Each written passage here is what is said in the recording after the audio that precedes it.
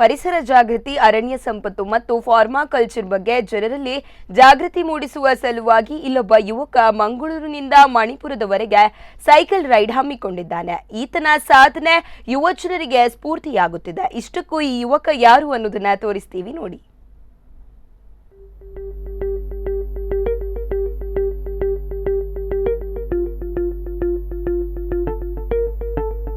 ಪರಿಸರ ಜಾಗೃತಿ, ಮಿಯಾವಾಕಿ ಅರಣ್ಯ ಸಂಪತ್ತು ಬೆಳೆಸುವುದು ಮತ್ತು ಫಾರ್ಮಾಕಲ್ಚರ್ ಬಗ್ಗೆ ಜನರಲ್ಲಿ ಜಾಗೃತಿ ಮೂಡಿಸುವ ಸಲುವಾಗಿ ಮಂಗಳೂರಿನ ಯುವಕ ಶ್ರವಣ್ ಕುಮಾರ್ ಮಂಗಳೂರಿನಿಂದ ಮಣಿಪುರದವರೆಗೆ ಪೆಡಲ್ ಫಾರ್ ಗ್ರೀನ್ ಎಂಬ ಸಂಕಲ್ಪದೊಂದಿಗೆ 6000 ಕಿಲೋಮೀಟರ್ ದೂರದವರೆಗಿನ ಸೈಕಲ್ ಪಯಣವನ್ನು ಹಮ್ಮಿಕೊಂಡು ಯುವ ಜನರಿಗೆ ಸ್ಫೂರ್ತಿಯಾಗುವ ಪ್ರಯತ್ನ ಮಾಡಿದ್ದಾರೆ.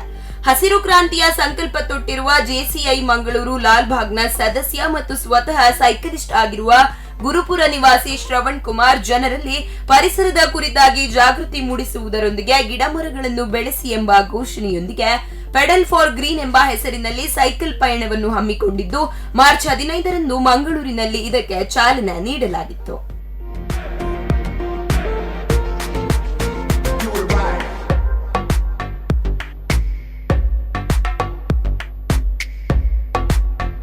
ಆರಂಭದಲ್ಲಿ ಪ್ರತಿದಿನ 50ರಿಂದ 60 ಕಿಲೋಮೀಟರ್ ಸೈಕಲ್ ಸಂಚಾರ ನಡೆಯಲಿದ್ದು ನಂತರ ವೇಗದ ಮಿತಿ ಹೆಚ್ಚಲಿದೆ. ಮಂಗಳೂರಿನಿಂದ ಆರಂಭಗೊಂಡ ಸೈಕಲ್ ಪಯಣವು 10 ರಾಜ್ಯಗಳಲ್ಲಿ ಸಂಚರಿಸಲಿದ್ದು ಶ್ರವಣ್ ಅವರು ಮುಂಬೈ, ನಾಗ್ಪುರ, ಝಾನ್ಸಿ, ಹರಿದ್ವಾರ, ವಾರಣಾಸಿ, ಲಕ್ನೌ, ಮಣಿಪುರ, ಇಂಫಾಲ ಮೊದಲಾದ 10 ಪ್ರಮುಖ ನಗರಗಳಲ್ಲಿ ಜಾಗೃತಿ ಜಾಥಾ ಮತ್ತು ಸಭೆಗಳನ್ನು ನಡೆಸಲಿದ್ದಾರೆ. ತಾನು ಬಯಸಿದ್ದ ಇಂಜಿನಿಯರಿಂಗ್ ಪದವಿಯನ್ನು ಅರ್ಧಕ್ಕೆ ಮೊಟಕುಗೊಳಿಸಿದ ಶ್ರವಣ್ ಕುಮಾರ್ ವೃತ್ತಿಯಲ್ಲೇ ಸೇಲ್ಸ್ ವ್ಯವಹಾರ ನಡೆಸುತ್ತಿದ್ದು ಪ್ರವೃತ್ತಿಯಲ್ಲೇ ಸೈಕಲಿಸ್ಟ್ ಆಗಿ ಜನರಲ್ಲಿ ಪರಿಸರದ ಕುರಿತಾಗಿ ಜಾಗೃತಿ ಮೂಡಿಸುವ ಸಂಕಲ್ಪ ತೊಟ್ಟಿದ್ದಾರೆ. ಸ್ವಚ್ಛತೆ, ಕಸದ ತೊಟ್ಟಿಗಳ ಬಳಕೆ ಮತ್ತು ಪ್ಲಾಸ್ಟಿಕ್ ವಸ್ತುಗಳ ಸಮರ್ಪಕ ವಿಲೇವಾರಿ ಕುರಿತಂತೆ ಜನರಲ್ಲಿ ಜಾಗೃತಿ ಮೂಡಿಸುವ ಸಲುವಾಗಿ 2018ರಲ್ಲಿ ಕಾಶ್ಮೀರದಿಂದ ಕನ್ಯಾಕುಮಾರಿವರೆಗೆ 10,000 ಕಿಲೋಮೀಟರ್ ಸೈಕಲ್ ಪಯಣ ನಡೆಸಿದ್ರು.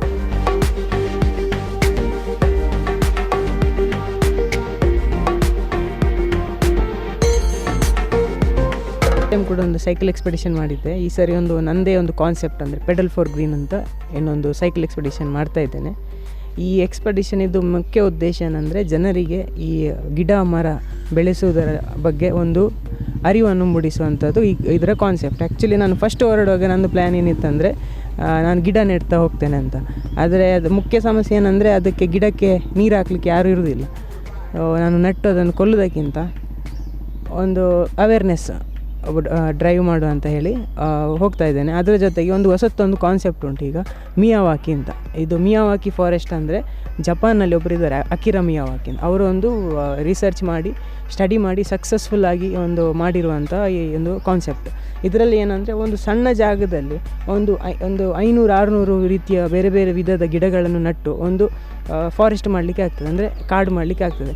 ಇದು ಅಂದರೆ ಮೂಲತಃ ನಿಮ್ಮ ನಗರಗಳಲ್ಲಿ ಅಥವಾ ಕಮ್ಮಿ ಜಾಗ ಇರುವಾಗ ಇದನ್ನು ಮಾಡ್ಬೋದು. ಮತ್ತು ಇದು ಕ್ವಿಕ್ಕಾಗಿ ಬೆಳೀತದೆ. ಒಂದು 3 ವರ್ಷ ಇದಕ್ಕೆ ನೀರು ಕೊಟ್ಟರೆ ಬೇಗ ಬೆಳೀತದೆ. ಮತ್ತು ಇಲ್ಲಿ ಗಿಡ ಕೊಡುವಂಥದ್ದು ಅಥವಾ ಪ್ರೋತ್ಸಾಹ ಕೊಡುವಂಥದ್ದು, ಪ್ರೋತ್ಸಾಹಧನ ಕೂಡ ಸಿಗ್ತದೆ. ಇದ್ರ ಬಗ್ಗೆ ಎಲ್ಲ ಜನರಿಗೆ ಹೇಳಬೇಕು ಅಂತ ನನ್ನದು ಆಸೆ. ಅದಕ್ಕೋಸ್ಕರ ಈ ರೀತಿ ಒಂದು ಪೆಡಲ್ ಫಾರ್ ಗ್ರೀನ್ ಅಂತ ನಾನು ಮಂಗಳೂರಿಂದ ಸ್ಟಾರ್ಟ್ ಮಾಡಿದ್ದೇನೆ. ಇದು 6000 ಕಿಲೋಮೀಟರ್ ಇದನ್ನು ಟೋಟಲ್ ಡಿಸ್ಟೆನ್ಸನ್ನು ಕವರ್ ಮಾಡಲಿಕ್ಕಿದ್ದೇನೆ. ಮಂಗಳೂರಿಂದ ಹೊರಟು ಮುಂಬೈ, ನಾಗ್ಪುರ, ಆಮೇಲೆ ವಾರಣಾಸಿ, ಅದೇ ರೀತಿ ಸಿಲಿಗುರಿ ಮತ್ತು ಇಂಪಾಲ್ ಅಂದರೆ ಮಣಿಪುರ್ ನಾರ್ತ್ ಈಸ್ಟ್ ಅಲ್ಲಿ ಎಂಡ್ ಮಾಡ್ತೇನೆ.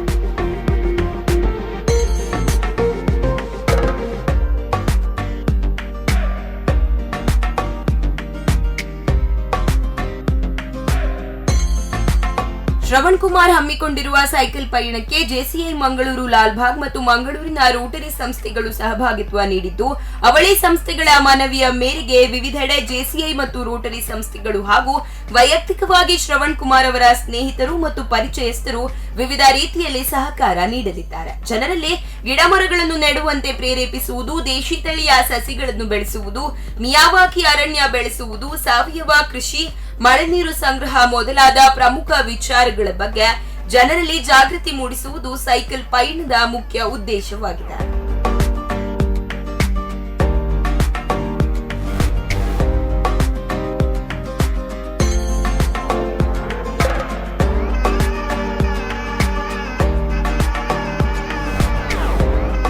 ಪರಿಸರ ಪರಿಸರ ಜಾಗೃತಿಗಾಗಿ ಯುವಕನ ಮಂಗಳೂರು ಟು ಮಣಿಪುರದವರೆಗೆ ಸೈಕಲ್ ಪಯಣ ಯಶಸ್ವಿಯಾಗಿದೆ.